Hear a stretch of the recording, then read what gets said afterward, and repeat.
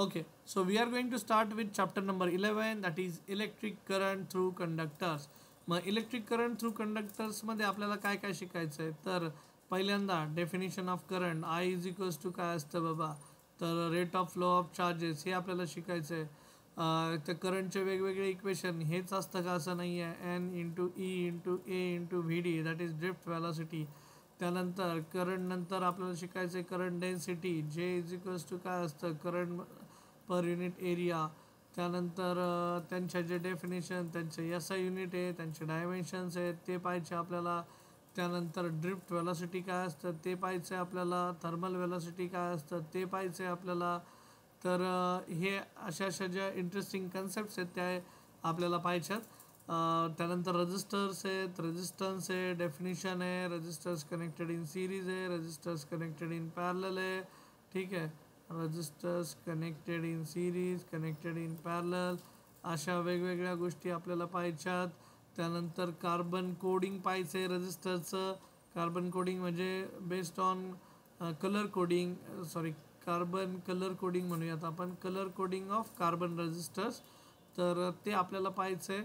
आणि त्यांचं जे कोडिंग असतं कलर कोडिंग, तर colour coding of carbon register जे आहे ते आपल्याला पाहायचं आहे. आणि कलर कोडिंगवरनं कार्बन रजिस्टरची व्हॅल्यू कशी काढायची हे आपण शिकणार आहे. ठीक आहे, सो छोट्या छोट्या गोष्टी आहेत. त्यानंतर E M F of cell, batteries, त्यानंतर batteries connected in series, batteries connected in parallel, resistors connected in series किंवा रजिस्टर्स कनेक्टेड इन पॅरलल, असा हा एकंदरीत इलेक्ट्रिक करंटचा फिजिक्स 2चा चॅप्टर आहे.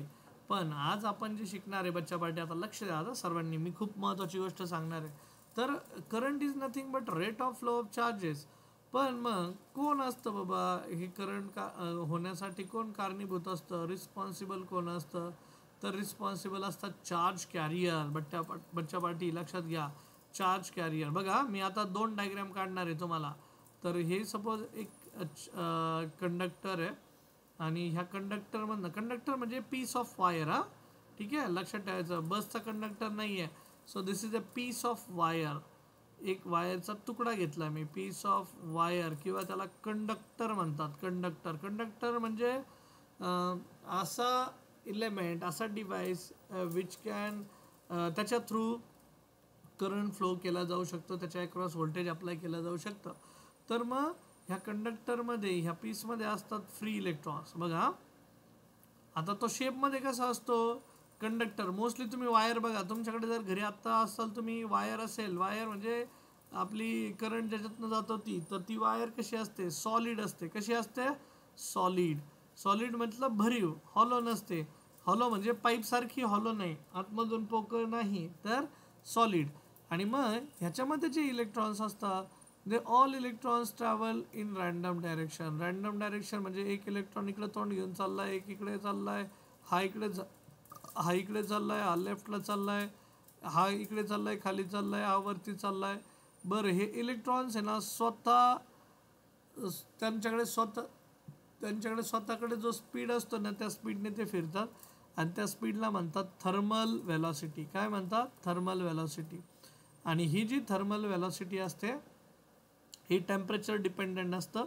त्याची जी ऑर्डर असते ती ऑर्डर असते साधारणतः thermal velocity 10 to the power 2 to the 10 to the power 4 metre per second. ठीक आहे, पण लक्षात घ्या हे इलेक्ट्रॉन्स बाहेर निघू शकत नाही ह्या पीस ऑफ वायरमधनं, कंडक्टरमधनं. ते आतल्या आतच घुमत असतात, फिरत असतात. All are travelling in a random direction. ठीक है, सो इसको ब्रैकेट में लिखता हूँ, पीस ऑफ वायर, इलेक्ट्रॉन्स, ये कौन से इलेक्ट्रॉन्स है, फ्री इलेक्ट्रॉन्स, आणि travelling in random direction inside the material. Random direction inside the material. मटेरियलच्या आतल्या आत रँडम डायरेक्शनमध्ये ते ट्रॅव्हल होत असतात. ते स्वतःहून बाहेर निघत नाही, बाहेर निघू शकत नाही. मग त्या व्हेलॉसिटीला म्हणतात थर्मल व्हेलॉसिटी. ठीक आहे, मग आता बच्चा पार्टी मी तुम्हाला नेक्स्ट पार्ट देतो आणि तो पार्ट महत्त्वाचा. आता तीच वायर, सपोज तीच वायर, आणि त्या वायरला, त्या वायरच्या अक्रॉस आपण व्होल्टेज अप्लाय केलं आहे. काय अप्लाय केलं आहे? व्होल्टेज लाईक अ बॅटरी किंवा व्होल्टेज अप्लाय केलं तर त्यातनं करंट फ्लो व्हायला सुरुवात होईल का? हो, होईल. आता बघा ह्या केसमध्ये इलेक्ट्रॉन्स फक्त आतल्या आत बागडत आहेत, कंपाऊंडच्या बाहेर येता येत नाही. पण in case of this conductor where where battery, external battery किंवा external supply is connected, so this electrons mostly कसे असतात शेपमध्ये सांगा? इलेक्ट्रॉन्स शेपमध्ये कसे असतील? सॉलिड स्पिअरिकल असतील. कसे असतील? Solid spherical, but they are very small in size. मग हे बघा, हा जो एंड आहे, हा एंड कुठला एंड असेल रे? Positive end. आणि हा एंड जो असेल हा कुठला असेल? Negative end. मग काय होईल? इकडनं इलेक्ट्रॉन्स इथं रिपेल होतील निगेटिव्ह एंडकडनं, आणि पॉझिटिव्ह एंडकडे ते काय होतात? अट्रॅक्ट होतात. ठीक आहे, this is happening inside a material. मग बघा, आपण हे जे इलेक्ट्रॉन्स होते, जे हलायला तयार नव्हते, डुलायला तयार नव्हते, त्या इलेक्ट्रॉन्सला आपण पॉझिटिव्ह एंडकडे जाण्यासाठी भाग पाडले. पहिल्या केसमध्ये इलेक्ट्रॉन्स हालत होते, पण they were present inside the material किंवा कंडक्टर किंवा वायर. आणि आता ह्या केसमध्ये ह्या इलेक्ट्रॉन्सला ताकद मिळाली म्हणजे ह्या बॅटरीमुळे ताकद मिळाली, आणि मग त्यांची जर्नी अशी सुरू झाली. बघा बच्चा पार्टी लोक, सो जर्नी सुरू झालेली.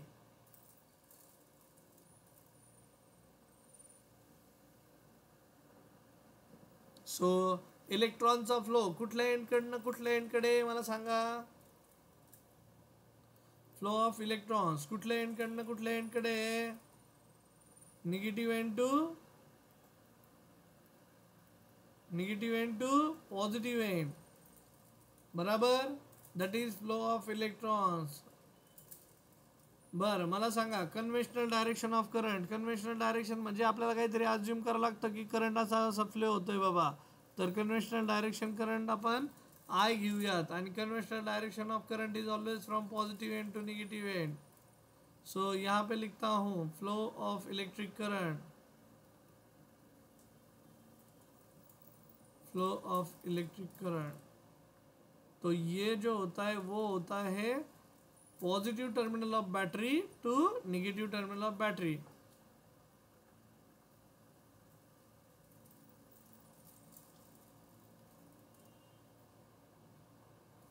Negative terminal of battery. Okay, लक्षात राहील बच्चा पार्टी लोक. मग सो इलेक्ट्रिक करंट, आणि ह्या डायरेक्शनला कुठली डायरेक्शन म्हणतात? Conventional direction of current. Okay, so electrons हमेशा निगेटिव टू पॉजिटिव एंड ही जाएंगे. और यहाँ पे अभी अपन जाएंगे थर्मल वेलोसिटी जैसे निकाला वैसे ड्रिफ्ट वेलोसिटी के साथ. तो what do you mean by drift velocity? तो drift velocity is equals to E into tau into M upon N. थांबा एकच मिनिट. Drift velocity E into tau, E into O, E into tau upon M. असा तो formula है drift वेलोसिटीचा. So what is small e? कोई बताएगा small E क्या है? हाँ, साक्षी, सिद्धी, प्रेम, साक्षी जी. तर हा स्मॉल जी असतो ना, हा असतो magnitude of mass on an electron. Magnitude of, not mass, magnitude of charge on an electron. Sorry, charge on an electron. Capital E क्या है? तो इलेक्ट्रिक फील्ड जो फॉर्म होगा due to the application of voltage, electric field present between two ends. What is m? तो m होगा आपके लिए mass of cc, that is charge carrier. What is tau? तो टोला म्हणतात रिलॅक्सेशन टाइम. आता बऱ्याचशा गोष्टी तुम्ही फर्स्ट टाइम शिकणार आहे बच्चा पार्टी, पण त्याचं त्याचं जे मिनिंग आहे ते मी पूर्णतः सांगण्याचा प्रयत्न करेल. सो दॅट्स माय रिस्पॉन्सिबिलिटी की बाबा हां मी एक्सप्लेन करतोय त्या पद्धतीने. ठीक आहे. मग आता मी ज्या गोष्टी करायच्या होत्या त्या घेतल्या. ड्रिफ्ट व्हेलॉसिटी घेतली आपली, फ्लो ऑफ इलेक्ट्रिक करंट घेतला कुठल्या डायरेक्शनमध्ये. आता हा इलेक्ट्रिक करंट चालला आहे positive to negative terminal, but at the same time positive to negative terminal जाते टाइम सपोज वो बीच किसी में इलेक्ट्रॉन के साथ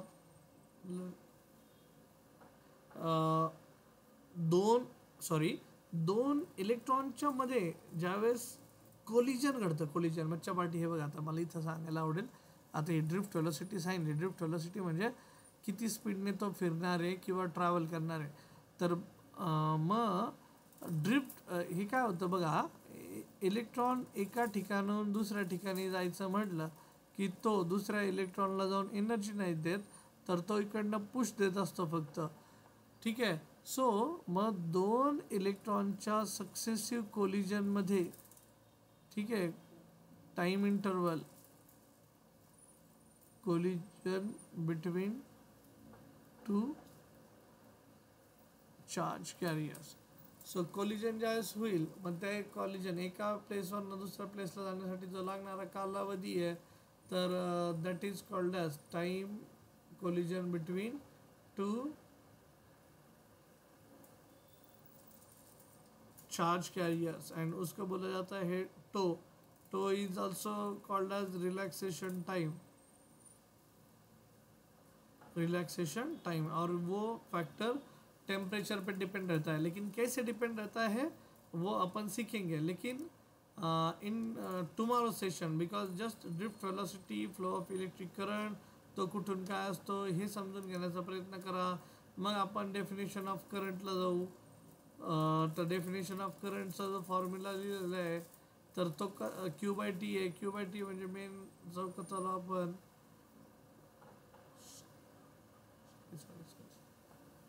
I is equals to Q by T. तर हा जो मेन फॉर्म्युला आहे I is equals to Q by T, तर तो कसा आला ते आपल्याला पाहायचं आहे. That is rate of flow of current. मग मी फक्त आज आता डेफिनेशन लिहितो, एक उत्सुकता म्हणून तुमच्यासाठी ठेवतो. तर आय इज इक्वल्स टू लिहिलं जातं क्यू बाय टी. मग क्यू म्हणजे काय, तर नंबर ऑफ चार्जेस. बघा, द नंबर ऑफ चार्जेस किंवा चार्ज कॅरियर्स म्हणूयात आता आपण. चार्ज कॅरियर्स हा इंटरेस्टिंग पार्ट आहे. तो काय मी कळेल तुम्हाला.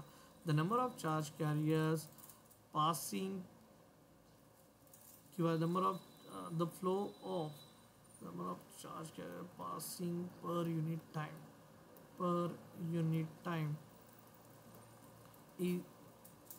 is called as electric current. Okay.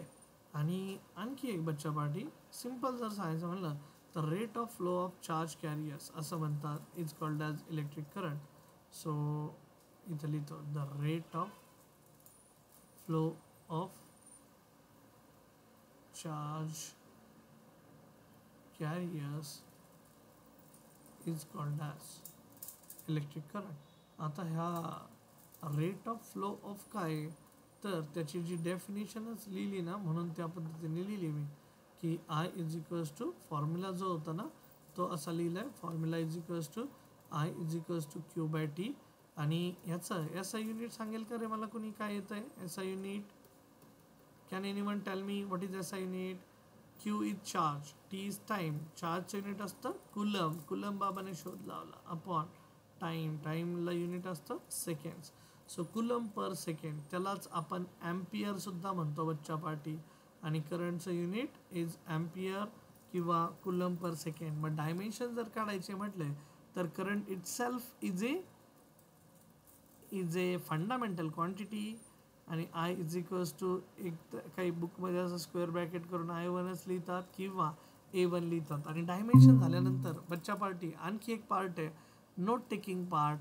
Current ही स्केलर क्वांटिटी आहे की व्हेक्टर क्वांटिटी आहे, हा प्रश्न विचारला जातो. करंट ही स्केलर की vector quantity. So would you like to answer? Sakshi, Prem, Siddhi, current ही कुठली क्वांटिटी असेल, स्केलर की व्हेक्टर? करंटला मॅग्निट्यूड पण आहे, करंटला डायरेक्शन पण आहे, पण स्टील करंट कुठली क्वांटिटी, हा माझा प्रश्न आहे. Hello, am I audible? तर करंट ही स्केलर क्वांटिटी आहे. स्केलर. हां, स्केलर. का बरं स्केलर? तर येस, तिला मॅग्निट्यूड आहे, डायरेक्शन पण आहे, but still it is a scalar quantity.